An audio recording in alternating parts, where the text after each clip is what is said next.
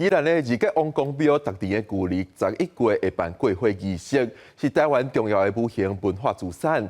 即摆有一阵爱跳街舞加 hiphop 文化的青年加入过火仪式。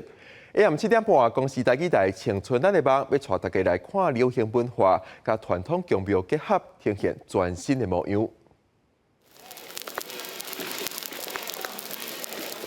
一万2000斤烧甲红拍拍的火炭，规堆敢若细粒的火焰山。信徒退拆卡冲过，希望当消灾在地，迎接新的一年平安甲好运。这是宜兰每一年真大的活动之一，也就是二节王公庙的过火。过火这同款是传统，啊，毋过即马咱就是爱与时俱增嘛，爱吸引一寡少年的啊。台湾就是有遮的宗教文化，所以就会参与啊。灵感其实拢遮的物件，所以拢会猛看猛学。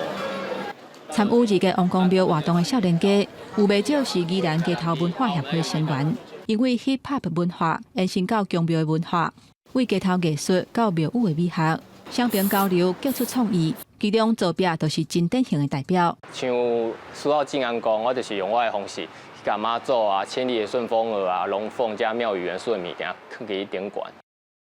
嘛较以往较无共，就是讲会当甲咱宜江公庙的规个形象较年轻化，会当互搁较侪少年人会当转来咱宜兰宜江公庙拜拜，互大家人搁较熟悉王公。为过火活动会当看到信仰的力量，这个潮流互街仔路充满活力，传统甲创新结合，成就属于宜兰文化的故事，应用热情连接过去甲未来，在这块土地写出传统甲青春的篇章。